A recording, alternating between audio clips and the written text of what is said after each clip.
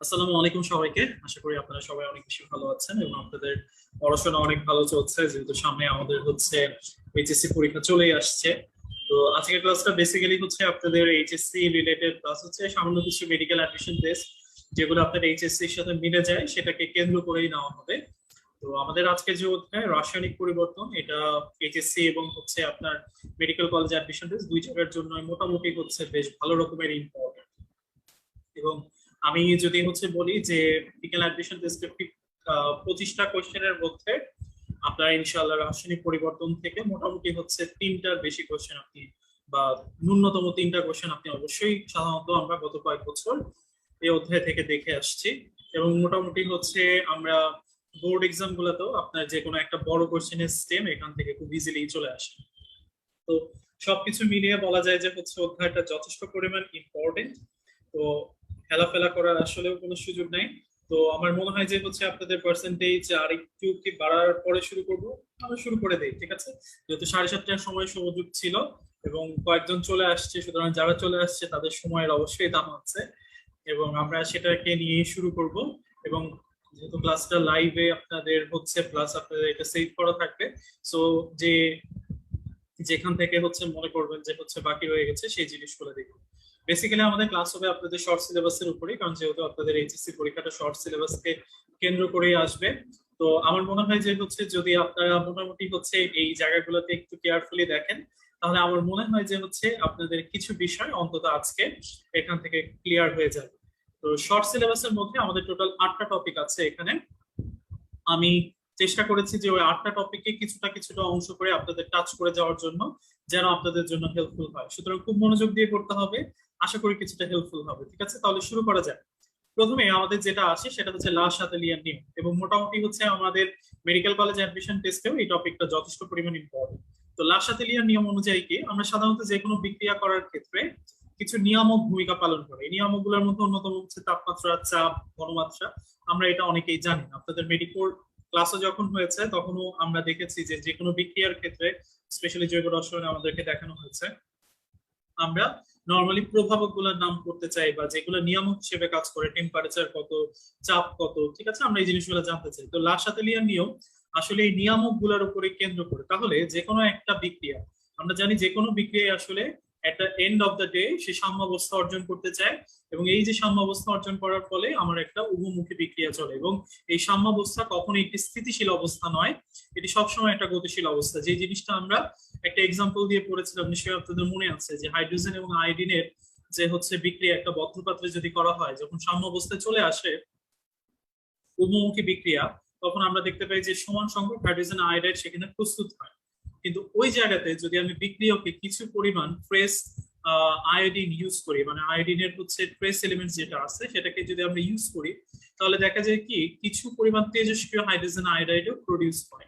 তার মানে ওখান থেকে প্রমাণিত হয়েছে যে সাধারণত কখনোই বিক্রিয়া একটি স্থিতিশীল অবস্থা অর্জন করে না, বিক্রিয়া সবসময় গতিশীল। কিছু না কিছু আহ বিক্রিয়ক বা কিছু না কিছু উৎপাদ সে সব সময় হচ্ছে ভাঙতে থাকে বা প্রডিউস করতেই থাকে। ঠিক আছে, তো আলটিমেটলি এই যে উভমুখী বিক্রিয়া, এই উভমুখী বিক্রিয়ার ক্ষেত্রে আমরা যখন সাম্যাবস্থায় কোনো একটা বিক্রিয়া চলে যায়, তখন আমরা যদি এই নিয়ামক গুলাকে পরিবর্তন করি, লাইক আমি যদি তাপমাত্রা চেঞ্জ করি, আমি যদি হচ্ছে চাপ চেঞ্জ করি, আমি যদি ঘনমাত্রা চেঞ্জ করি, তাহলে এই চেঞ্জ গুলা এমন ভাবে হবে যেন নিয়ামক পরিবর্তনের যে ফল, অর্থাৎ বিক্রিয়ার যে ফলাফল, সেটা হচ্ছে আমার প্রশমিত হয়ে যায়। ঠিক আছে, তার মানে এই নিয়ামক গুলার উপর বিক্রিয়া সম্মুখমুখী হবে নাকি পশ্চাৎমুখী হবে সেই জিনিসটা ডিপেন্ড করে। তাহলে লা শাতেলিয়ান নিয়ম আপনার অবশ্যই হচ্ছে অনুধাবনমূলক কোয়েশ্চেনে দিয়ে দিতে পারে, লা শাতেলিয়ান নিয়ম আপনার অবশ্যই প্রয়োগমূলক জায়গাতে দিয়ে দিতে পারে। ঠিক আছে, তাহলে আমি এই প্রশ্নগুলো কিভাবে আসবে বা কিভাবে উত্তর করবো, ধরেন আপনাকে বললো যে কোনো একটা বিক্রিয়া দিয়ে, ঠিক আছে, সে বিক্রিয়া দিয়ে বললো যে ফর এক্সাম্পল ধরেন যে হচ্ছে আমাদের খুব কমন একটা বিক্রিয়া, এবার বোস পদ্ধতিতে আমরা অ্যামোনিয়া প্রডিউস করি, তাই না? তাহলে এই যে অ্যামোনিয়া আমি তৈরি করতেছি, এটার প্রথম কাজ হচ্ছে আমার সমতা বিধান, তাই না? তাহলে সমতা বিধান যদি আমি করি, যেহেতু এটা আমাদের খুব জানা একটা বিক্রিয়া, সেহেতু আমি খুব ইজিলি লিখলাম। তাহলে এই বিক্রিয়াটা সাধারণত আমরা জানি যে ডেল এইচ যেটা, সেটার মান আসলে আছে হচ্ছে -92 কিলো জুল। দ্যাট মিনস এই বিক্রিয়াটা অ্যাকচুয়ালি হচ্ছে একটা কি বিক্রিয়া? তাপ উৎপাদী বিক্রিয়া। অর্থাৎ এখানে তাপের উদ্গীরণ হচ্ছে, তাই না? তাহলে তাপের উদ্গীরণ যেহেতু হচ্ছে সেহেতু আমরা এই চিহ্নটাকে কি বলছি? মাইনাস। তার মানে এখানে টোটাল যে তাপমাত্রা সেই তাপমাত্রাটা অ্যাকচুয়ালি হচ্ছে হ্রাস পাচ্ছে, তাপমাত্রা বাড়াইলে আর কাজ করতে পারতেছে না। তাহলে যে কোনো তাপ উৎপাদী বিক্রিয়ার ক্ষেত্রে যেহেতু তোমার তাপমাত্রাটা হ্রাস পাচ্ছে, তাপমাত্রাটা হারাচ্ছে, তাহলে তুমি এই ধরনের বিক্রিয়ার ক্ষেত্রে যতই তাপমাত্রা বাড়াও না কেন, এই ধরনের বিক্রিয়াগুলোতে আসলে তাপমাত্রা হ্রাস হতে থাকে। অর্থাৎ যে পরিমাণ তাপ তুমি বৃদ্ধি করবা, তোমার ওই পরিমাণ কাজ তুমি পাবা না। সুতরাং তাপ উৎপাদী বিক্রিয়ার ক্ষেত্রে তাপমাত্রা যদি বাড়ানো হয়, তাহলে বিক্রিয়ার উৎপাদের পরিমাণ বাড়ে না। যে পরিমাণ বাড়ার কথা উৎপাদের পরিমাণ, সেই পরিমাণ বাড়ে না। তাহলে উৎপাদ কার সাথে রিলেটেড? আমরা জানি উৎপাদের উপরে যদি হচ্ছে মোলার ঘনমাত্রা থাকে, ঠিক আছে, এটা উৎপাদের, আর মোলার ঘনমাত্রা যদি থাকে নিচে, সংক্ষেপে লিখলাম হ্যাঁ বিক্রিয়কের, এইটাকে আমরা সাধারণত বলি হচ্ছে ঘনমাত্রার হচ্ছে সাম্যধ্রুবক বা কেসি। তাহলে এই যে কেসি আমার আসলো, এটা কার উপর ডিপেন্ড করতেছে? এই দুইটা ঘনমাত্রার উপর। তাহলে উৎপাদের ঘনমাত্রা যদি বিক্রিয়কের চেয়ে কখনো কমে যায়, হ্রাস পায়, তাহলে ডেফিনেটলি আমি বলতে পারি না ভাইয়া কেসির মানটাও কি পাবে? হ্রাস পাবে। তাহলে সহজ বাংলা ভাষায় ভাইয়া তাপ উৎপাদী বিক্রিয়ায় আসলে উৎপাদটা হ্রাস পেতে থাকে, কারণ যতটুকু তাপ সে প্রডিউস করতেছে ততটুকু তাপকে সে কাজে লাগাতে পারতেছে না। তাহলে আলটিমেটলি উৎপাদ ধীরে ধীরে কি হবে? কমতে থাকবে, হ্রাস পেতে থাকবে। তাহলে উৎপাদ যদি হ্রাস পায়, কেসির মানটাও তার সাথে কি হবে? হ্রাস পাবে। সহজ বাংলা ভাষা। তাহলে আলটিমেটলি দেখো এখানে বলা হয়েছে তাপমাত্রা প্রপোর্শনাল টু কেসি হ্রাস। তাহলে যত তুমি তাপমাত্রা তাপ উৎপাদের ক্ষেত্রে বাড়াবা, কেসির মানটা হ্রাস পাবে। এখন সহজ বাংলা ভাষায় আরেকটা কথা আমরা জানি যে যে কোনো জায়গায় যদি উৎপাদ বৃদ্ধি পেতে থাকে, দ্যাট মিনস এই বিক্রিয়াটা কি? সম্মুখমুখী, তাই না? তাহলে বিক্রিয়াটা সামনের দিকে যাচ্ছে। তাহলে যেহেতু আমার এখানে উৎপাদের পরিমাণ বৃদ্ধি পাচ্ছে না, হ্রাস পাচ্ছে, তাহলে বিক্রিয়াটা সম্মুখমুখী হবে না। কি মুখী হবে ভাইয়া? পশ্চাৎমুখী। দ্যাট মিনস তাপ উৎপাদী বিক্রিয়াটি কি বিক্রিয়া? পশ্চাৎমুখী বিক্রিয়া। তার মানে এখানে উৎপাদের পরিমাণ কমে, বিক্রিয়কের পরিমাণ বাড়ে। ঠিক আছে? তারপরে যে কোনো অনুধাবনমূলক প্রশ্নে আপনার কিন্তু অ্যান্সার গুলা হচ্ছে এভাবে আসবে, কিংবা কারো যদি এই জায়গাতে হচ্ছে প্রবলেম থেকে থাকে, তাহলে এই বিষয়টা অন্তত ক্লিয়ার হওয়ার কথা। ঠিক আছে? তাহলে সোজা বাংলা ভাষায় যদি তাপ উৎপাদীর কথা এরকম হয়, তাপাহারির কথা কি হবে? তাপাহারি মানে কি? ডেল এইচ পজিটিভ, তাই না? তাহলে সোজা বাংলা ভাষায় মনে রাখবো যেহেতু এটা তাপে পজিটিভ, তার মানে এর তাপ দিলে কাজ হবে। তাহলে এই বিক্রিয়াটা অবশ্যই কি মুখী বিক্রিয়া হবে? সম্মুখমুখী। তাহলে সম্মুখমুখী বিক্রিয়া বাড়া মানে কি? উৎপাদ কম না বেশি? উৎপাদ বেশি। তাহলে উৎপাদ বেশি মানে কেসির পরিমাণ কম হবে না বেশি হবে? কেসির পরিমাণ বেশি হবে। তাহলে তাপাহারী বিক্রিয়ায় সাধারণত বিক্রিয়া সম্মুখমুখী বিক্রিয়া হয় এবং এখানে উৎপাদের পরিমাণ হ্রাস পায়, সুতরাং কেসি বৃদ্ধি পায়। ওকে? তাহলে যে কোনো অনুধাবনমূলক প্রশ্নে আসুক বা অন্য যে কোনো কোশ্চেন আসুক, আপনি অবশ্যই উত্তরগুলা এভাবে সাজাবেন। ঠিক আছে? আচ্ছা, এখন এটা তো গেল হচ্ছে আমার তাপের উপর। এবার আসেন আমার চাপ। চাপটা কিভাবে কাজ করে? চাপ ডিপেন্ড করেই হচ্ছে মোল সংখ্যার উপর। মোল সংখ্যাটা কি ভাই? আমরা মোটামুটি অনেকেই জানি, তাই না? মোল সংখ্যা হচ্ছে উৎপাদের মোল সংখ্যা, আমি একটু সংক্ষেপে লিখলাম, উৎপাদের মোল সংখ্যা মাইনাস বিক্রিয়কের মোল সংখ্যা। তাহলে এই দুইটা মোল সংখ্যার পার্থক্যকেই আমরা সাধারণত এই বিক্রিয়ার মোট মোল সংখ্যা সাধারণত বলি। তাহলে এই যে মোট মোল সংখ্যা আমি এখান থেকে বের করলাম, তাহলে দেখেন আমাকে যদি হচ্ছে কোনো বিক্রিয়া বলা হয়, যেমন এখানেই বলছে যে হেবারবস পদ্ধতিতে যে অ্যামোনিয়াটা আমি প্রডিউস করতেছি, সেখানে আমার নাইট্রোজেন লাগতেছে 1 মোল, হাইড্রোজেন লাগতেছে 3 মোল। তাহলে টোটাল আমার বিক্রিয়কের উপাদান হচ্ছে কয় মোল? 4 মোল। আর উৎপন্ন হচ্ছে 2 মোল হচ্ছে অ্যামোনিয়া। তাহলে আমার উৎপাদের পরিমাণ হচ্ছে 2। তাহলে টোটাল আমার মোট মোল সংখ্যা গিয়ে দাঁড়াইলো হচ্ছে -2। তার মানে এখানে যে মোল সংখ্যা সেটা বেড়ে গেল না কমে গেল? কমে গেল। তাহলে এই ধরনের বিক্রিয়ার ক্ষেত্রে যেখানে মোল সংখ্যা কমে যায়, তাদের ক্ষেত্রে যদি আপনি চাপ বৃদ্ধি করেন, তাহলে উৎপাদের পরিমাণ বৃদ্ধি পাবে। ঠিক আছে? তাহলে উৎপাদের সংখ্যা বা উৎপাদের পরিমাণ বৃদ্ধি পায় কখন? যখন মোট মোল সংখ্যার মানটা কম হয়। সেক্ষেত্রে যদি আপনি চাপ বাড়ান, তাহলে উৎপাদ বাড়বে। এখন কোন কারণে ধরেন আমার বিক্রিয়াটা হচ্ছে হাইড্রোজেন আয়োডিন প্রডিউস হলো হচ্ছে 2টা হাইড্রোজেন আয়োডাইড।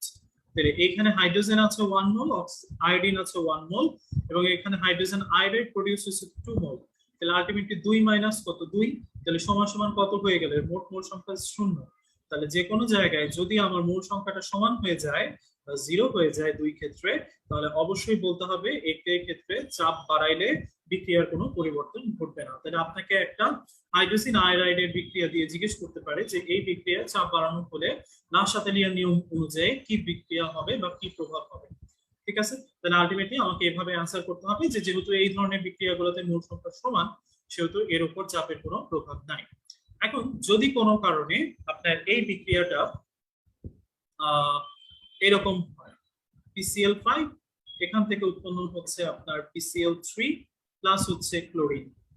ঠিক আছে, তাহলে আলটিমেটলি PCl5 1 মোলার ছিল, PCl3 ও 1 মোলার, ক্লোরাইডও হচ্ছে 1 মোলার। তাহলে এখানে উৎপাদ টোটাল কত হলো 2, আর বিক্রিয়ক কত 1। তাহলে আমার এটা যদি নেট করি, নেট মোল সংখ্যা আসবে কত +1। তাহলে +1 মানে কি, এখানে মোল সংখ্যা বৃদ্ধি পাচ্ছে। তবে এই ধরনের বিক্রিয়ার ক্ষেত্রে যদি আপনি চাপ বাড়ান, তাহলে সেই ক্ষেত্রে উৎপাদের পরিমাণটা হ্রাস পাবে। ঠিক আছে, তাহলে অলওয়েজ আপনি এই কথাটা অবশ্যই অবশ্যই অবশ্যই মনে রাখবেন যে মূল সংখ্যা যেরকম আসবে, চাপ বাড়াইলে উৎপাদের অবস্থানটা তার বিপরীত হবে। তাহলে মূল সংখ্যা কম থাকলে চাপ বাড়াইলে আমার উৎপাদের পরিমাণ বৃদ্ধি পায়, মূল সংখ্যা বেশি থাকলে চাপ বাড়াইলে উৎপাদের পরিমাণ কমে যায়। চাপ যদি সমান থাকে, সরি, মূল সংখ্যা যদি সমান থাকে, সেক্ষেত্রে আসলে চাপের কোনো প্রভাব থাকে না। ঠিক আছে, তাহলে এই জিনিসগুলো শুধুমাত্র যে আপনার মেডিকেল কলেজ অ্যাডমিশন টেস্টের জন্য, সরি, এইচএসসির জন্য ইম্পর্টেন্ট সেটা না, এটা মেডিকেল কলেজ অ্যাডমিশন টেস্টের জন্য যথেষ্ট পরিমাণ ইম্পর্টেন্ট। ঠিক আছে, তাহলে অবশ্যই এবং অবশ্যই লাসাতেলিয়ার নিয়ম, এই জিনিসটা আপনাকে অবভিয়াসলি খুব ভালো করে পারতে হবে। ঠিক আছে, তাহলে আমরা নিয়ামক গুলা নিয়ে কিছুটা আলোচনা করার চেষ্টা করলাম। আশা করি এই বিষয়টা কিছুটা আপনাদের কাছে ক্লিয়ার। ওকে, ক্লিয়ার কিনা? তাহলে আমি সামনে আগাবো।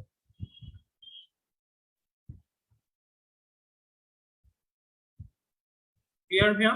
ভেরি গুড, ঠিক আছে, ক্লিয়ার। তাহলে আমি সামনে এগিয়ে যাচ্ছি। আচ্ছা, আমাদের নেক্সট যে আপনার শর্ট সিলেবাসের টপিক, সেটা হচ্ছে কেপিকেসি, তাই না? আমরা সবাই জানি যে সম্মত ধ্রুব আমার চাপের ক্ষেত্রে, আমার হচ্ছে মোলার ঘনমাত্রার ক্ষেত্রে। তাহলে এদের ক্ষেত্রে আমার আসলে চেঞ্জটা কিরকম হয়, বা মেডিকেল অ্যাডমিশন টেস্টে এবং অ্যাজ ওয়েল অ্যাজ আপনার এইচএসসি পরীক্ষায় কিরকম কোশ্চেন আসবে, আসেন একটু দেখে নিন। আচ্ছা, প্রথমত খেয়াল করেন কেপিকেসির, আমি যখন নিজের স্টুডেন্ট ছিলাম, আমার বেসিক প্রবলেমটা লাগতো যে কোন ম্যাথ আমি কেপি দিয়ে করব আর কোন ম্যাথ আসলে আমি কেসি দিয়ে করব। ঠিক আছে, তাহলে প্যাচ লেগে যেত যে একটা মান দেওয়া থাকতো, আমি এটা কেপি করবো না কেসি করবো, আর মাথায় সবসময় ঘুরতো আরে কি দিয়ে করা যায়। ঠিক আছে, তো আপনাদের হয়তো বা দু একজনের এরকম প্রশ্ন দিয়ে দিলে ডায়লেমায় ভুগতে পারেন যে আল্লাহ কি হবে। তো তাদের জন্য আমি একটু দেখাই দিচ্ছি, আমি মনে করি যে আপনাদের 90% স্টুডেন্ট এমনিই পারে। তো কেপিকেসি এর বেসিক কথাটাই হচ্ছে কে পি, তার মানে আসলে এটা ডিপেন্ড করে কার উপর, আংশিক চাপের উপর। তার মানে আপনার কোনো কোয়েশ্চেনে যদি কোনো জায়গাতে আপনি দেখেন চাপের বলা আছে, চাপের কথা বলে দিচ্ছে, ওকে, আপনার কোনো কোয়েশ্চেনে হয়তোবা যদি হচ্ছে মোট চাপের পরিমাণ কথা, এই ধরনের কথা বলছে, ঠিক আছে, আপনার কোনো বিক্রিয়ার ক্ষেত্রে যদি টেম্পারেচারের কথা বলে, তাহলে আপনাকে ধরে নিতে হবে যে এই ধরনের জায়গাগুলোতে আসলে আমাকে স্যাররা চাচ্ছেন আমি কেপিটা বের করি। ঠিক আছে, আর যদি আপনার প্রশ্নে কখনো ধরেন দিয়ে দিয়েছে হচ্ছে আয়তন, অর্থাৎ পাত্রের মোট আয়তন দিয়ে দিয়েছে, ঠিক আছে, অথবা সরাসরি আপনাকে মোলার ভগ্নাংশ বা মোলার ঘনমাত্রা দিয়ে দিয়েছে, ঠিক আছে, তাইলে আপনি সেই ক্ষেত্রগুলোতে অবশ্যই হচ্ছে বের করবেন হচ্ছে কেসি দিয়ে। তাহলে কোন জায়গায় যদি আমি দেখি চাপ এই রিলেটেড কোশ্চেন আছে, ডেফিনেটলি আমাকে মাথায় রাখতে হবে ডেফিনেটলি স্যাররা আমার কাছে কেপি থেকে কোশ্চেন করতে চাচ্ছেন, আর আমাকে যদি বলে কেসি, তাহলে অবশ্যই আয়তন বা মোলার ঘনমাত্রা যে কোনো একটা মান। এখন দেখেন আমার এখানে স্টেমটার আগে কেপি এবং কেসি নিজস্ব একটা রিলেশন আছে, আমরা মোটামুটি প্রায় সবাই জানি, তাই না, যে KP is equal to KC into whole, sorry, RT whole to the power del n, তাই না? তাহলে আলটিমেটলি এই যে হচ্ছে, না, শর্ট সিলেবাস টপিকের বাইরে এমসিকিউ কোশ্চেন হবে না। ওকে, আচ্ছা, তো এই যে হচ্ছে সাধারণ সম্পর্কটা, এই সাধারণ সম্পর্কটার প্রতিপাদন বা হচ্ছে অ্যান্সার আমি কিভাবে করব। ধরেন আপনার একটা স্টেমে বলা আছে যে কোনো একটা জায়গায় PCl5 এর বিয়োজনের সাহায্যে আমার PCl3 এবং ক্লোরাইড উৎপন্ন হয়, যেখানে আমার মোট চাপের পরিমাণ 10 অ্যাটমসফিয়ারিক প্রেসার এবং টেম্পারেচার হচ্ছে 50 ডিগ্রি সেন্টিগ্রেড, যেখানে PCl5 বিয়োজিত হওয়ার মাত্রা হচ্ছে 30%। তাহলে ওই বিক্রিয়ায় আপনাকে ধরেন কোশ্চেন করেছে কেপির মান বের করো, কেসির মান বের করো, ঠিক আছে? তাহলে আমি এখানে কিভাবে কেপি বের করবো, কিভাবে কেসি। তাহলে প্রথম কথা হচ্ছে আপনারা আমাকে কমেন্ট সেকশনে বলবেন এই যে এই স্টেমটা যে আছে, এই স্টেমটা দিয়ে দয়া করে হচ্ছে আমার কোশ্চেনটা শুনেন। স্টেমটা থেকে আমি কার মানকে বের করতে চাই, কেপি না কেসি? স্টেম থেকে আমি কার মান বের করব?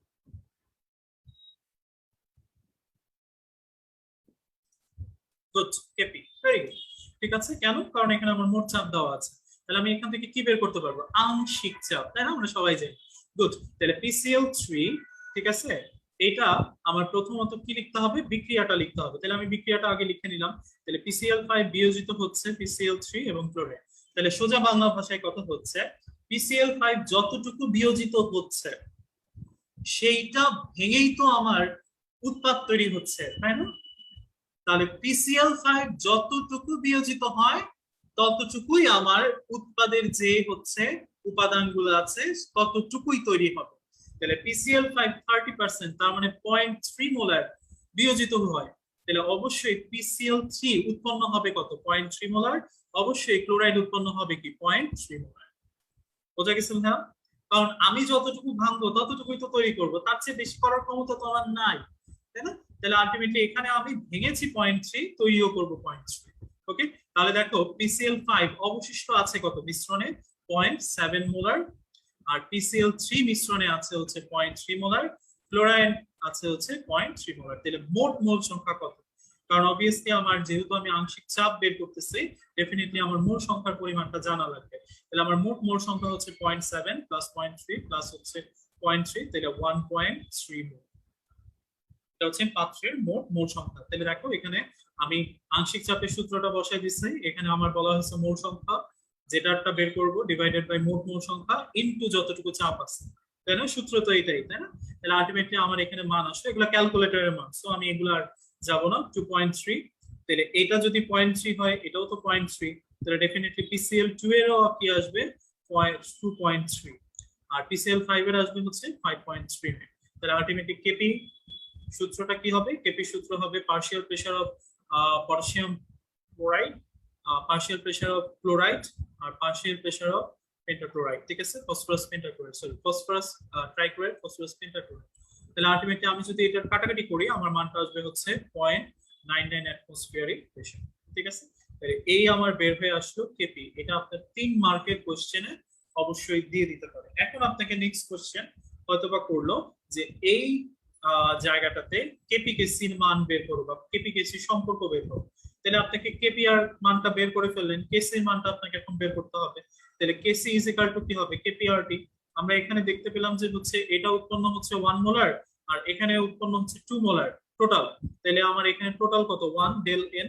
তাহলে ultimately KC is equal to KP divided by RT. তাহলে কেপি এর মান বসালাম, আর এর মান আমরা জানি লিটার অ্যাটমসফিয়ারিক এককে হচ্ছে 0.082 বসাইলাম। এখানে দেখেন 50 ডিগ্রি সেন্টিগ্রেড তাপমাত্রা, তাহলে কেলভিনে হচ্ছে 323 কেলভিন, তাই না? বসাই দিলাম। তাহলে আমার টোটাল মানে কেসি আসলো হচ্ছে ক্যালকুলেটর দিয়ে 0.037, ঠিক আছে? তাহলে আমার কেপি এটা, কেসি এটা, আমার অ্যান্সারও শেষ, ঠিক আছে? তাহলে এই পুরাটা করলে আমি ইনশাআল্লাহ 4/4 ইজিলি পেয়ে যাবো। এই হচ্ছে আমার কেপি বাই কেসি। এখন আপনাদের একটা কোয়েশ্চেন হতে পারে যে ভাই আপনি তো করে দিলেন, কিন্তু এইবার যদি আমাকে চাপ দেওয়া নাই, আপনাকে হয়তোবা বলছে যে ধরেন 2 লিটার একটা পাত্রের মধ্যে যদি আমি হচ্ছে এই বিক্রিয়াটা ঘটাই তাহলে 30% পটাশিয়াম সরি ফসফরাস পেন্টাক্লোরাইড যদি হচ্ছে বিয়োজিত হয় তাহলে এক্ষেত্রে আমার সাম্য ধ্রুবকের মান কত? তাহলে আমি প্রথমেই বলেছি যে আয়তন যখনই দেওয়া থাকবে ডেফিনেটলি আপনি কার মানটা এবার বের করতে চাবেন বলেন তো? আয়তন দিয়ে দিয়েছি, তাহলে এইবার কার মানটা বের করতে চাই?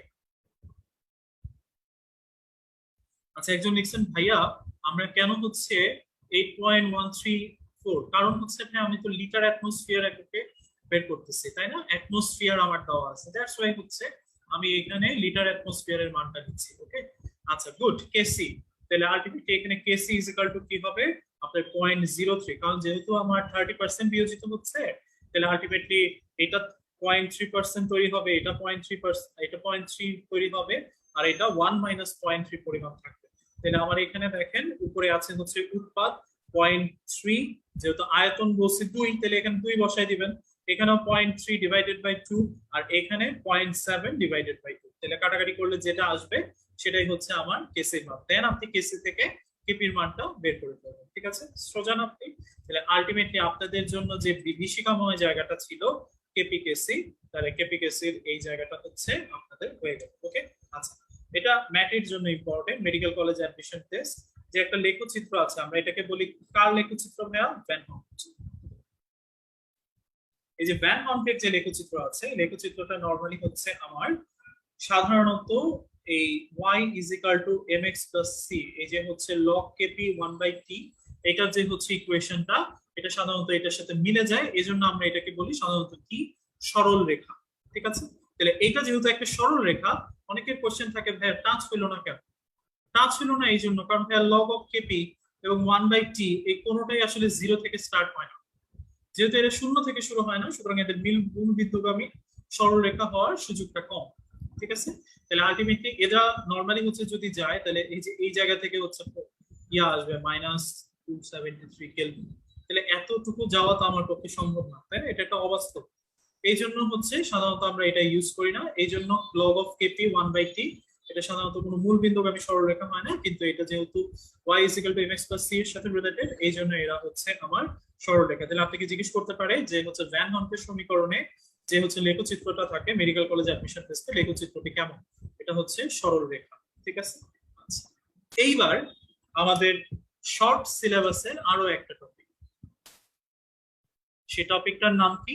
সেই টপিকটার নাম হচ্ছে পানির আয়নিক গুণফল এবং হ্যান্ডারসন হ্যাসেলবার্গ সূত্র। দুইটা ডিফারেন্ট টপিক আমি একসাথে নিয়ে এসেছি। ওকে, তাহলে আমরা আসলে পানির আয়নিক গুণফল নিয়ে কিছু আলোচনা করব, একই সাথে হচ্ছে আমরা হ্যান্ডারসন হ্যাসেলবার্গ সূত্র নিয়েও দুই একটা কথা একটু আলোচনা করব, ঠিক আছে।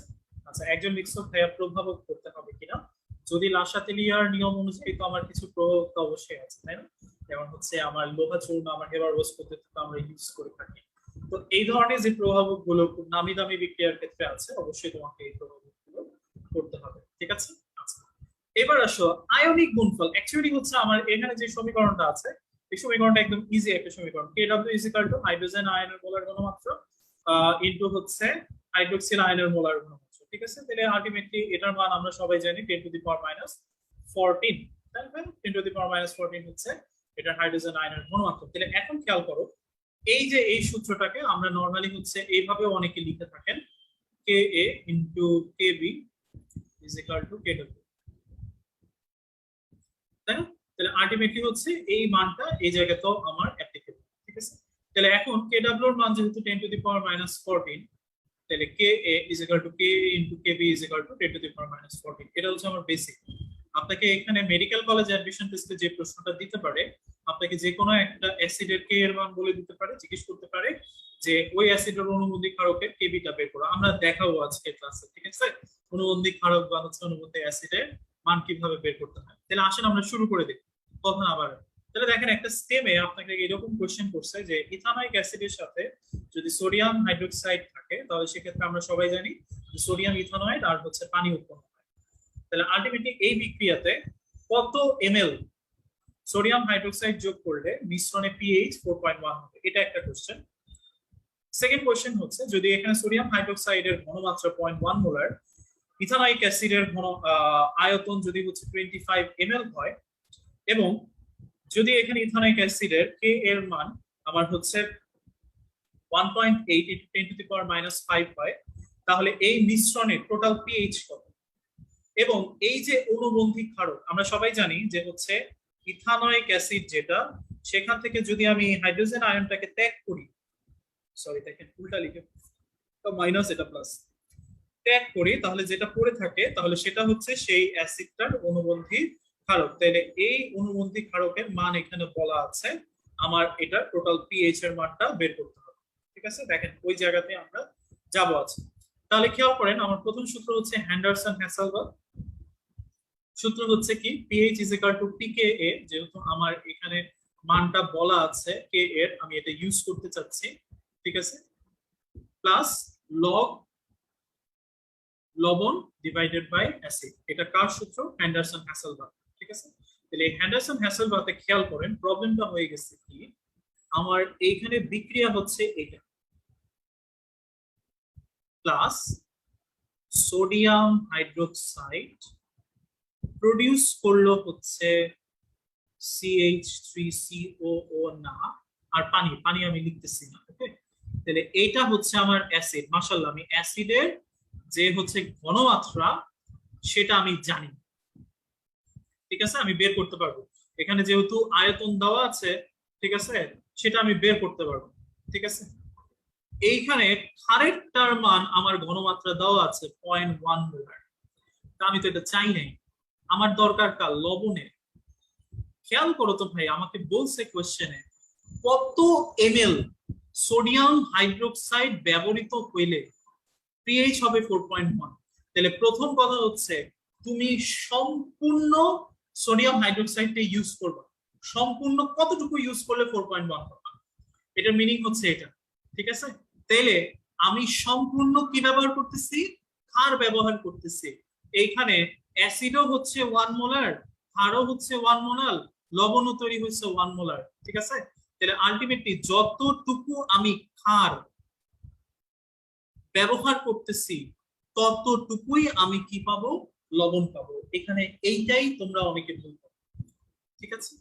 মনে রাখবো যে যতটুকু আমি ক্ষার তৈরি করতেছি বা ক্ষার দিচ্ছি মিশ্রণে, ততটুকু ক্ষারের পরিবর্তে তত পরিমাণে আমার লবণ তৈরি হবে।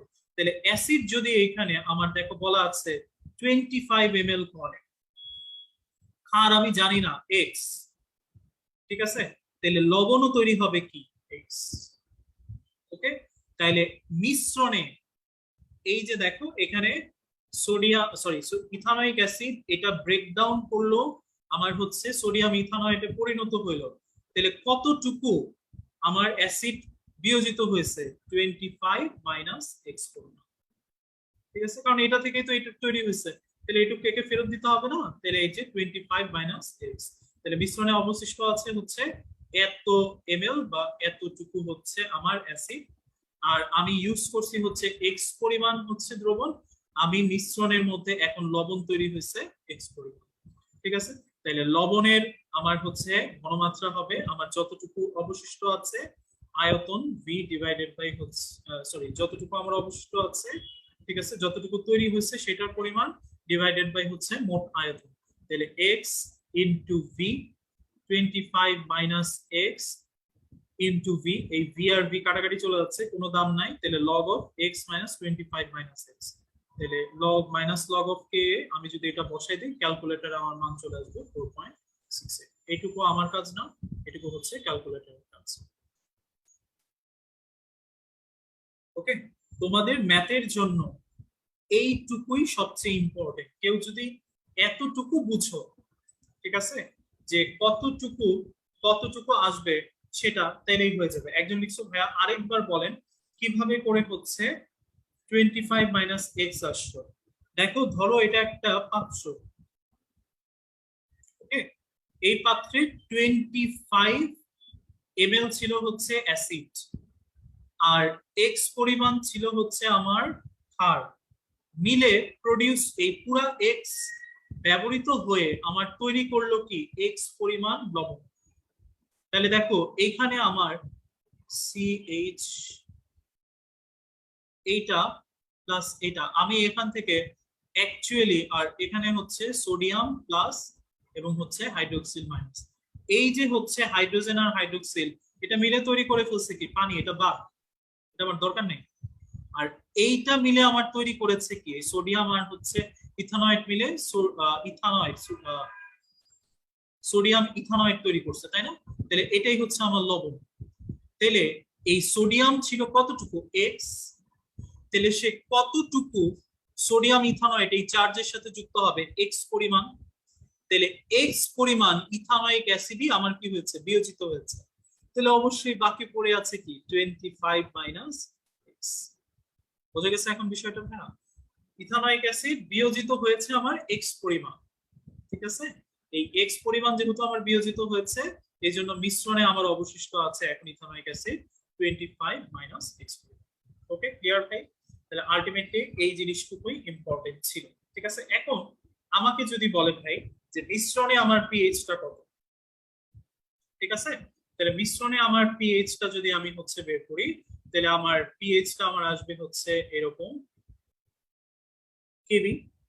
যেহেতু কেবি এই জায়গাতে হচ্ছে একটা অনুবন্ধী ক্ষারক, সেহেতু এই জায়গায় কেবির মানটা বের করব। তাহলে কে ডাব্লিউ 10⁻⁻14, কে এর মান ছিল হচ্ছে 1.8 ইন্টু 10⁻⁵, ক্যালকুলেটরে করলে 5.6 ইন্টু 10⁻⁵। সুতরাং এইটার বিয়োজন, এটার ঘনমাত্রা আসবে সি ইজ ইকাল টু, এটা যতটুকু হচ্ছে বিয়োজিত আমার হচ্ছে মাত্রা ছিল, তাহলে 0.0025 ডিভাইডেড বাই 0.05, তাহলে আমার ঘনমাত্রা আসলে হচ্ছে 0.05। ওকে, তাইলে আমার হাইড্রোক্সিল আয়নের ঘনমাত্রা, সেখান থেকে আমি পিএইচ এর মানটা পেয়ে যাবো। আমি এটা একবারে করছি ভাই, কারণ আমার লগ অফ আসবে, লগ অফ যে মানটা আসবে সেটা, তাহলে আমার মান আসবে হচ্ছে 5.0। ঠিক আছে, তাহলে এটা কার মান? এটা হচ্ছে পিওএইচ এর মান। ঠিক আছে, এটা হচ্ছে পিওএইচ এর মান। তাহলে পিএইচ চাইছি, তাহলে কি করতে হবে? 14 থেকে পিওএইচ এর এই মানটাকে বিয়োগ করতে হবে, তাহলে 8.7। তাহলে এখন প্রশ্ন করতে পারে যে উক্ত মিশ্রণটি বা মিশ্রণটি কি ধরনের? তাহলে মিশ্রণটি হচ্ছে এখন হার্ডফুল। ঠিক আছে, তাহলে আলটিমেটলি আমার এই টাইপস এর কোশ্চেন গুলো পরীক্ষার হলে প্রশ্নে দিতে পারে।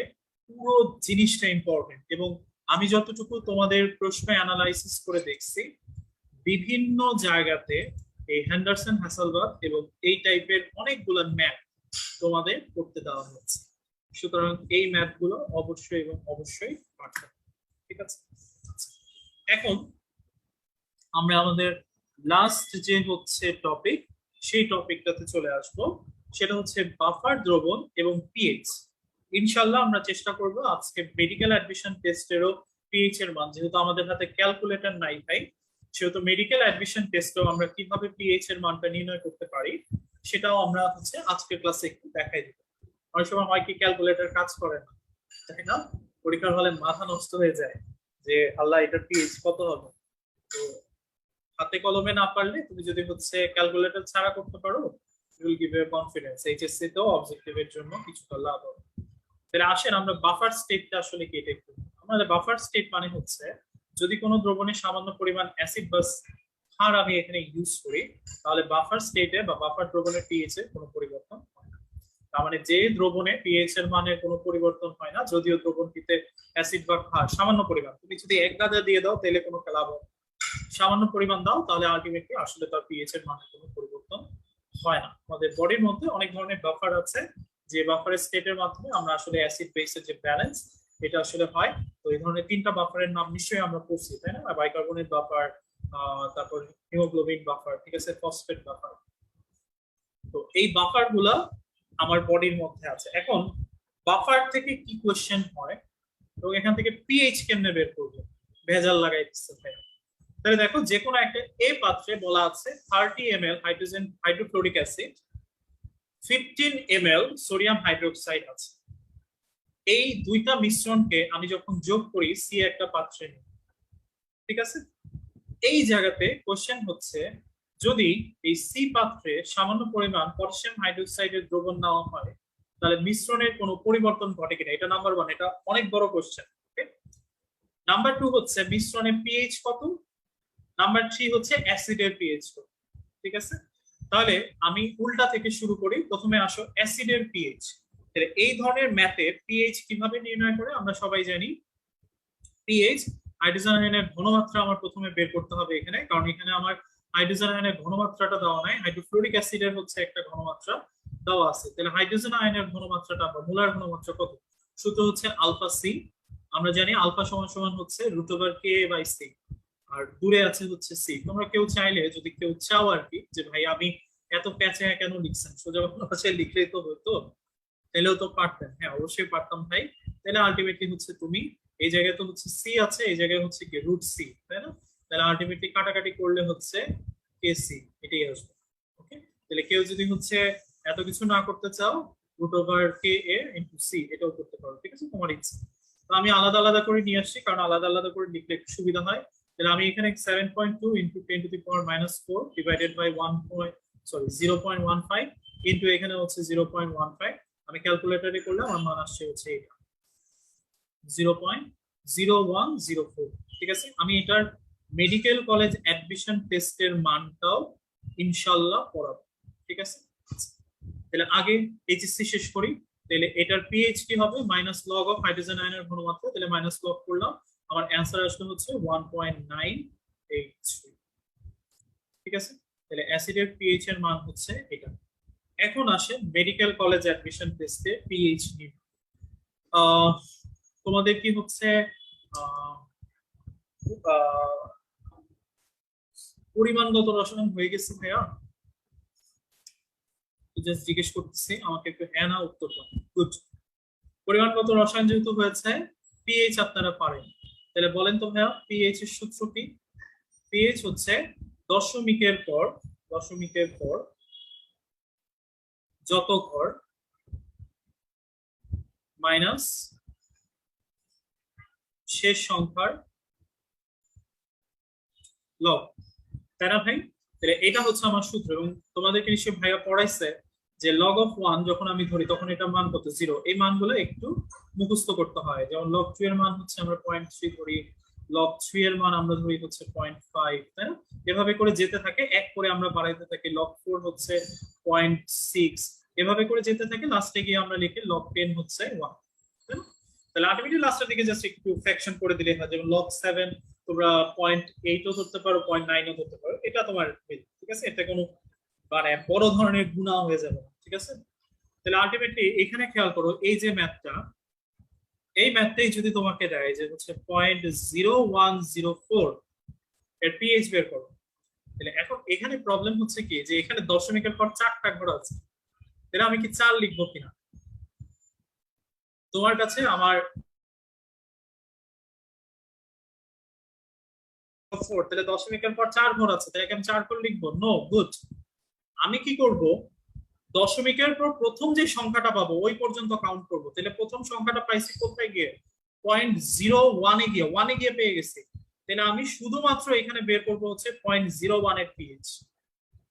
ওকে, সেম যদি আপনাকে কখনো প্রশ্নে বলা থাকে যে 0.7287, ঠিক আছে, আপনি দশমিকের পর যখনই সংখ্যা পেয়ে যাবেন স্টপ, তাহলে আমি এখানে স্টপ হয়ে যাবো কোথায়? 0.7 এ। আমি 0.7287 এ যাবই না। ঠিক আছে, তাহলে আপনাকে যদি বলা থাকে 0.006457, আপনি কি করবেন? আপনি কোন পর্যন্ত যাবেন? 0.006 পর্যন্ত। সো এই যে এই মানটা আছে, এটা কোনো ভ্যালু নাই, এটা বাদ। ঠিক আছে, তাহলে আমাকে বলেন যদি আপনার মানটা থাকতো এরকম 0.0255248, ঠিক আছে, তাহলে আপনি কোন পর্যন্ত যেতেন? কমেন্ট সেকশনে অ্যানসার দেখতে যাচ্ছি। গুড, 0.02। ঠিক আছে, তাহলে আলটিমেটলি এই জায়গাতে আপনি খেয়াল করেন যে দশমিকের পর কয়টা ঘর আছে? মাত্র 2টা। তাহলে আমি লিখলাম হচ্ছে 2 মাইনাস শেষ সংখ্যাটা কত? 1, তাহলে লগ অফ 1, তাহলে 2 মাইনাস 0 ইজ ইকুয়াল টু 2। তাহলে এটার পিএইচ এর মান আমার আসছে কত? 2। তাহলে 2 যা, এটা 1.983। একই কথা না রে ভাই? একই কথা। তাহলে আলটিমেটলি আমার মেডিকেল কলেজ অ্যাডমিশন টেস্টে যদি ম্যাথ আসতো, দেখেন আপনি এইটা দেখার পরে কিন্তু আমি মনে মনে অ্যান্সার বের করে ফেলছি, এটার মান হবে হচ্ছে পিএইচ এর মান হবে 2 বা 2 এর চেয়ে সামান্য কম। তাহলে আপনি যদি কখনো চিন্তা করেন যে আল্লাহ ক্যালকুলেটরে ঠিক টিপলাম না ভুল টিপলাম, আপনি কিন্তু হচ্ছে একটু জাস্ট ঝালাই করে নিতে পারবেন। ঠিক আছে, এখন ধরেন আপনার মেডিকেল কলেজ অ্যাডমিশন টেস্টে প্রশ্ন আসছে এইটা, 5 ইন্টু 10⁻³ মোলার ঘনমাত্রায় নাইট্রিক অ্যাসিডের পিএইচ বের করো। ওকে, আপনাকে এই কোশ্চেন দিচ্ছি, তাহলে এইটাকে আমি এমনিও লিখতে পারি 0.5 ইন্টু 10⁻³ তার মানে দশমিকের পর ঘর হবে আসলে 3টা, 1টা 2টা এবং যার লাস্ট সংখ্যা হচ্ছে 5। তাহলে এইটা আর এইটার মধ্যে আসলে কোনো পার্থক্য নাই। তাহলে আমি আসলে এই লাইনটা লিখবো না। আমি কি করব? আমি মনে রাখবো যে এই যে 10 এর মাথায় যে সংখ্যাটা থাকবে সেটা মানেই হচ্ছে দশমিকের পর যত ঘর, তাহলে কত ঘর? 3। ঠিক আছে, মাইনাস লগ কত? লগ হচ্ছে 5। ওকে, তাহলে 3 মাইনাস লগ 5 এর মান আপনি 0.6ও ধরতে পারেন, 0.7ও ধরতে পারেন, আমি 0.7 ধরলাম, ঠিক আছে? তাহলে আমার মানটা কত আসলো? 2.3। ওকে ভাইয়া, তাহলে দেখেন আপনি ক্যালকুলেটর করে দেখেন যে 5 × 10⁻³ এটার মান 2.3 বা এটার আশেপাশেই আসবে, ঠিক আছে? আচ্ছা, এখন ধরেন আপনার কোশ্চেন কঠিন করে ফেলছে, কি করছে? হাই হাই, কঠিন করে ফেলছে। তাহলে কঠিন কি করলো? কঠিন করলো, ধরেন আপনাকে কোশ্চেনে বললো যে ভাই আপনার পিএইচ এর মান হচ্ছে 7.7, আপনি এখান থেকে আমাকে হাইড্রোজেন আয়নের ঘনমাত্রা বের করে দেন। এবার তো প্যাচ হয়ে গেছে না, হাইড্রোজেন আয়নের ঘনমাত্রা কেমনে বের করবে? আচ্ছা, খেয়াল করো আগের নিয়ম। নিয়মটা হচ্ছে কি, যে সংখ্যাটা দেওয়া থাকবে তুমি তার পরবর্তী পূর্ণ সংখ্যাটা লিখবা। তাহলে 7.7 এর পরবর্তী পূর্ণ সংখ্যাটা আসলে কত? 8, তাই না? 7.7 এর পরবর্তী পূর্ণ সংখ্যা হচ্ছে কত? 8। তাহলে 8 মাইনাস কত? মাইনাস করলে 7.7 পাওয়া যায় 0.3। তাহলে 8, ঠিক আছে, মাইনাস, ওকে, 8 মাইনাস 0.3 লগের কার মান ভাই? লগ 2, তাই না? তাহলে এই লগ 2 আসলে কি? শেষ সংখ্যা। আর 8 মানে কি? দশমিকের পর যত ঘর, তার মানে এটা আসবে একটা শূন্য, দুইটা শূন্য, তিনটা শূন্য, চারটা শূন্য, পাঁচটা শূন্য, ছয়টা শূন্য, সাতটা শূন্য, শেষ ঘরে হচ্ছে 2, অর্থাৎ 2 × 10⁻⁻8। বোঝা গেছে? হ্যাঁ, সোজা না একদম? হাতে পিএইচ বের করা ক্যালকুলেটরের চেয়ে হয়েছে, ঠিক আছে? ক্লিয়ার কিনা বলো? ক্লিয়ার? ওকে, ভেরি গুড। আচ্ছা, তাহলে আমরা আবার এইচএসসি তে চলে আসি। আচ্ছা, তাহলে খেয়াল করো, এইচএসসি তে আমার কোশ্চেন ছিল হচ্ছে এইবার মিশ্রণের পিএইচটা বের করতে, ঠিক আছে? তাহলে আমার হাইড্রোজেন ফ্লোরাইড, ধরো এটা একটা পাত্র, যেহেতু আমি সি পাত্রে নিয়ে নিয়েছি, এখন আমি সি পাত্র নিয়ে কাজ করতেছি। এই পাত্রের মধ্যে আমার হাইড্রোজেন ফ্লোরাইড আছে, এইচএফ আছে। এই পাত্রের মধ্যে আমার সোডিয়াম হাইড্রোক্সাইড যেটা, সেটা ছিল, নাই। কেন নাই বলতেছি, তৈরি হয়েছে হচ্ছে সোডিয়াম ফ্লোরাইড আর হচ্ছে পানি, ঠিক আছে? তাহলে এটা হচ্ছে আমার অ্যাসিড এ, এটা হচ্ছে আমার ক্ষার বি, আর এটা হচ্ছে আমার লবণ এস, ঠিক আছে? তাহলে খেয়াল করো, আমার এখানে সোডিয়াম, সরি, হাইড্রোজেন ফ্লোরাইড ছিল কতটুকু? 30 ml, ঠিক আছে? তাহলে আমি এটার মোল সংখ্যাটা বের করবো। তাহলে আমার এখানে মোল সংখ্যার সূত্র আমি লিখছি, তাহলে আমি পেয়ে গেলাম হচ্ছে মোল সংখ্যা সমান সমান N1, আমি N1 দিয়ে প্রকাশ করছি, SB, তাহলে এটার ঘনমাত্রা ছিল হচ্ছে 0.15, আর এটার আয়তন ছিল যেহেতু 30 ml, লিটার এককে নিয়ে আসবো, তাহলে 0.03। তাহলে আমার মোল সংখ্যা হচ্ছে এটা। সেম ভাবে সোডিয়াম হাইড্রোক্সাইডও হচ্ছে এটা। তাহলে তুমি আমাকে বলো, এই বিক্রিয়াতে আমার হচ্ছে 0.0045 পরিমাণ অ্যাসিড আছে আর 0.003 পরিমাণ ক্ষার আছে। তাহলে আমাকে যদি কেউ বলে বিক্রিয়াতে কোনটা বেশি আছে, অ্যাসিড না ক্ষার? অ্যাসিড বেশি আছে না ক্ষার বেশি আছে? অ্যাসিড। তাহলে ডেফিনেটলি বিক্রিয়া শেষে, কারণ এইটাও আমার তৈরি করেছে হচ্ছে 1 মোলার, এটাও আমার 1 মোলার, তাহলে ডেফিনেটলি আমার 1 মোলার থেকেই তো 1 মোলার সোডিয়াম ফ্লোরাইড 1 মোলার পানি তৈরি হচ্ছে, তাই না? তাহলে আলটিমেটলি কিন্তু আমার এখানে সম্পূর্ণ কোনটা ইউজ হয়ে যাবে? যেটার পরিমাণ কম আছে। কোনটার পরিমাণ কম আছে? Sodium hydroxide.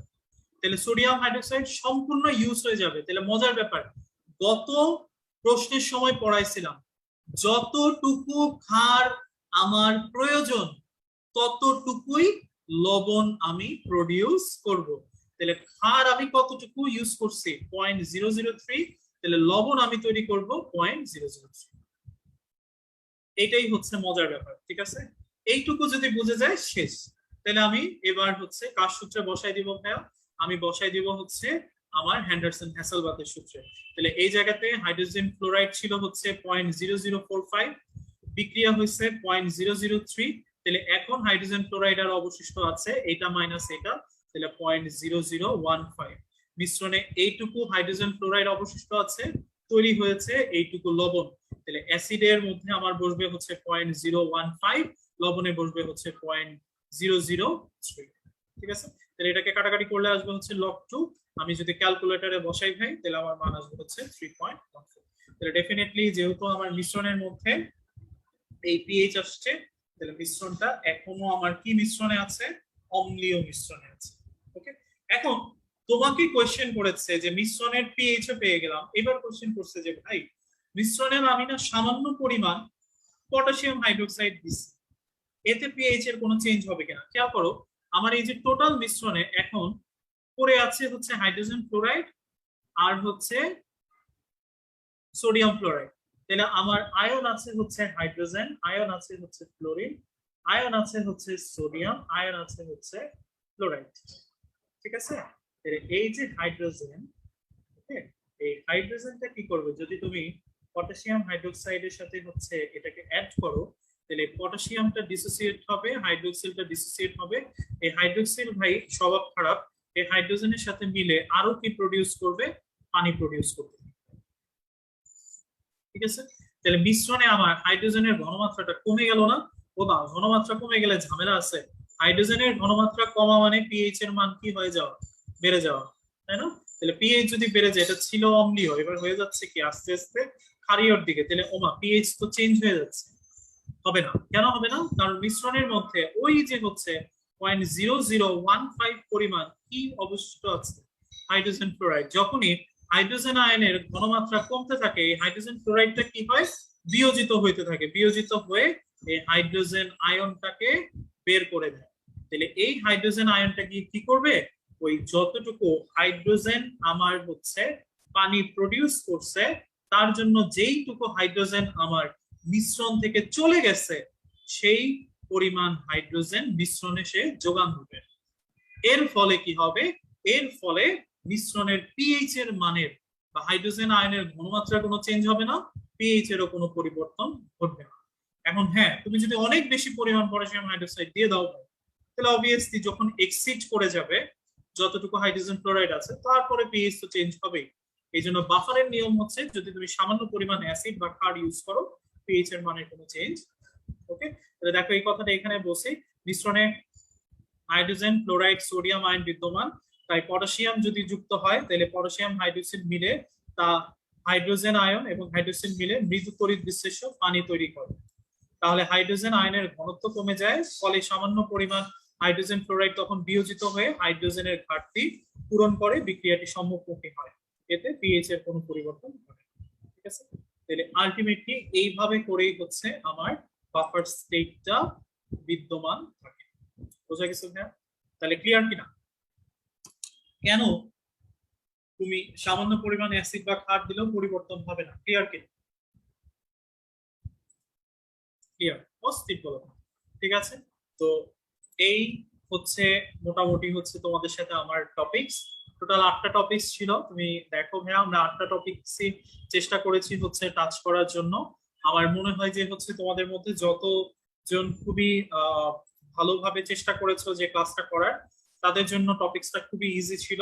কারণ আলটিমেটলি আসলে রাসায়নিক পরিবর্তন মোটামুটি তোমাদের অনেক পড়া একটা টপিক, এবং আমার মনে হয় যে হচ্ছে তোমরা এই জিনিসগুলা বারবার করে পড়ো, এরকম একটা টপিক।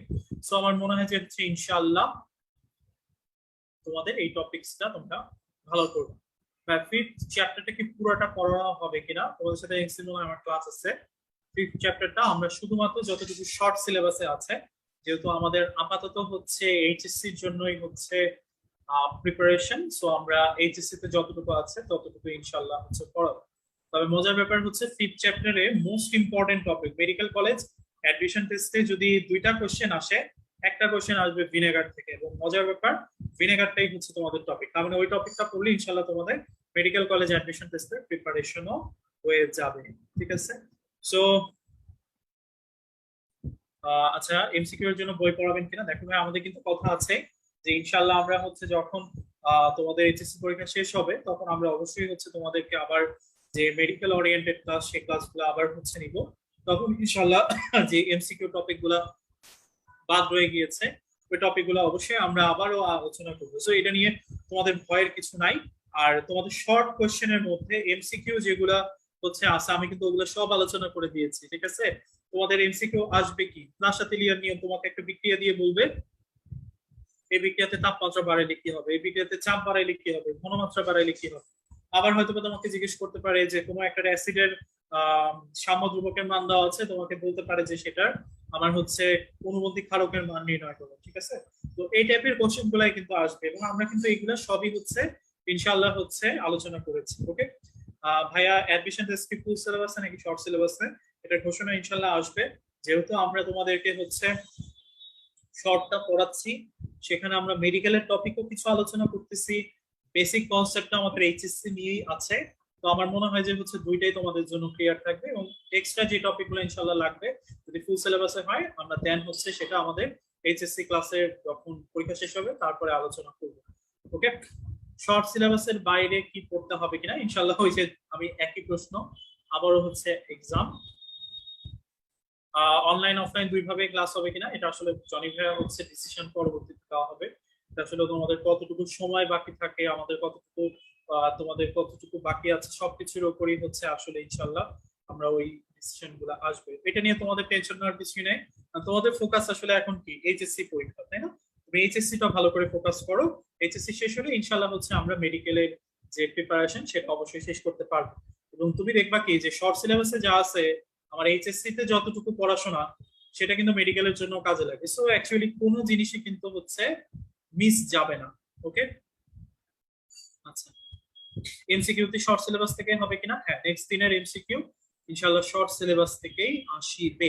ওকে, ঠিক হ্যাঁ।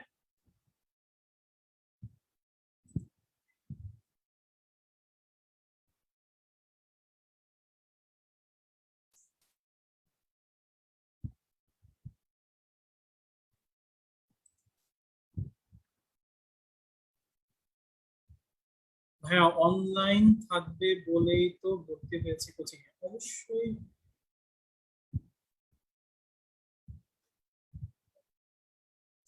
হ্যাঁ, আমরা তো অনলাইনটাকে বাদ করে দিইনি। হ্যাঁ, আমরা কি অনলাইনটা বলেছি বাদ হয়ে যাবে?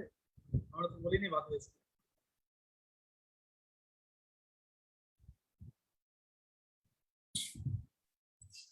ওকে, আর কোনো কোয়েশ্চেন?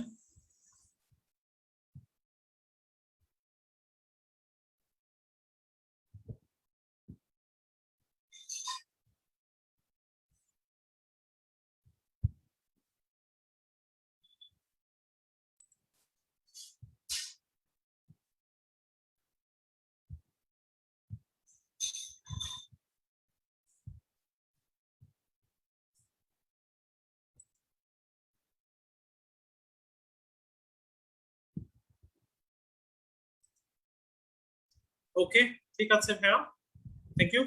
আমার মনে হয় যে হচ্ছে তোমাদের যতটুকু কোয়েশ্চেন ছিল মোটামুটি আমাদের সবে একটু একটু করে আলোচনা হয়েছে। একটু ভালো করে পড়ো ভাইয়া, কারণ আসলে আলটিমেট গোল কিন্তু এটাই যে এটারে পরে হয়তো সাধারণ সময়ে দেখা যায় যে হচ্ছে আহ 2-3 মাসের বেশি সময় আসলে কখনোই দেয় না।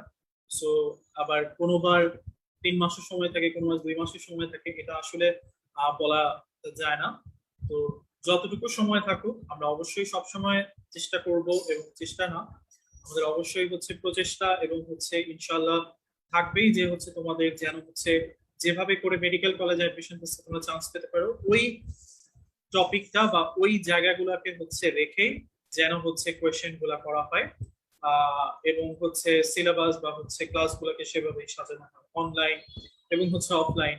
আমরা অবশ্যই হচ্ছে ওভাবেই হচ্ছে আমাদের কোর্সটাকে সাজাবো যেন হচ্ছে তোমাদের সব সিলেবাস বা সবটুকু পড়াই ইনশাল্লাহ হচ্ছে কমপ্লিট হয়ে থাকে। ঠিক আছে, সো এটা নিয়ে আসলে তোমাদের এত টেনশনের কোনো প্রয়োজনই নাই। তোমাদের জন্য যেটা সবসময় বেস্ট ইনশাল্লাহ মেডিকেল চেষ্টা করবে সে বেস্ট ডিসিশনটাই তোমাদের জন্য মেডিকো এবং জনি ভ্যান নেওয়ার। সো আমার মনে হয় যে হচ্ছে আপাতত আমাদের কনসার্নটা মেডিকেল কলেজ অ্যাডমিশন নিয়ে মেডিকেল কলেজ অ্যাডমিশন টেস্টের চেয়ে একটু সরাই রেখে এইচএসসি পরীক্ষার জন্যই যেন হচ্ছে ভালো করে থাকে, কারণ যেহেতু সামনে চলে আসছে এইচএসসি পরীক্ষা আমরা সেই জায়গাটায় অবশ্যই ধরে রাখবো যেন আমাদের এইচএসসি পরীক্ষার রেজাল্টটা ভালো হয়। ওকে, সো ঠিক আছে ভাইয়া, থ্যাংক ইউ।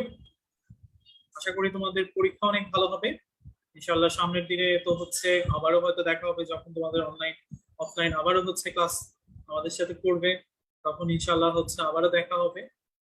সামনে হয়তো বা তোমাদের সাথে আবার ক্লাস আছে কর্মমুখী রসায়নের ক্ষেত্রে, তো ওইটাতেও ইনশাল্লাহ হচ্ছে তোমাদের, তো কর্মমুখী রসায়নে তোমাদের কিছু কোয়েশ্চেন থাকে যে ভাইয়া কিভাবে লিখলে বেশি মার্ক পাওয়া যাবে, কিভাবে লিখলে আমি মোটামুটি 10-এর মধ্যে 9-এর কাছাকাছি মার্ক পেতে পারি বা 10-এ 10ই পেতে পারি। আমরা চেষ্টা করবো যে ওই সংক্রান্ত গাইডলাইন্স গুলো তোমাদেরকে দেওয়ার। অনেক সময় হয় কি যে আমরা জানি অ্যান্সার কি হবে, বাট অ্যান্সারটা প্রেজেন্টেশনে অনেক ঝামেলা থাকে। আমরা ইনশাল্লাহ ওই ক্লাসটাতে প্রেজেন্টেশন তুমি কিভাবে করে হচ্ছে লিখলে তোমার মার্কটা আলটিমেটলি একটু ভালোর দিকে যেতে পারে, এমসিকিউ কোশ্চেন কি আসবে ওখান থেকে, ইনশাল্লাহ আমরা কর্মমুখী রসায়ন ওটা আলোচনা করব। তো দ্যাটস ইট ভাইয়া, থ্যাংক ইউ ভেরি মাচ। আশা করি যে হচ্ছে তোমাদের পরীক্ষা অনেক ভালো হোক, তোমাদের জন্য দোয়া থাকলো, আমাদের জন্য হচ্ছে ইনশাআল্লাহ দোয়া করবা যেন হচ্ছে আহ আমরাও হচ্ছে ভালো থাকি, সুস্থ থাকি। আচ্ছা, অনলাইন এক্সামে সিকিউ সাবজেক্ট হয় না, এই সংক্রান্ত যে কোনো ধরনের প্রবলেম ইনশাল্লাহ আমাদের অফিসে তোমাদেরকে একটু জানাতে হবে, তাহলে ইনশাল্লাহ তারা এই বিষয়গুলোতে হচ্ছে তোমাদেরকে হেল্প করতে পারবে। ঠিক আছে, so thank you very much ভাই, আসসালামু আলাইকুম, আল্লাহ হাফিজ।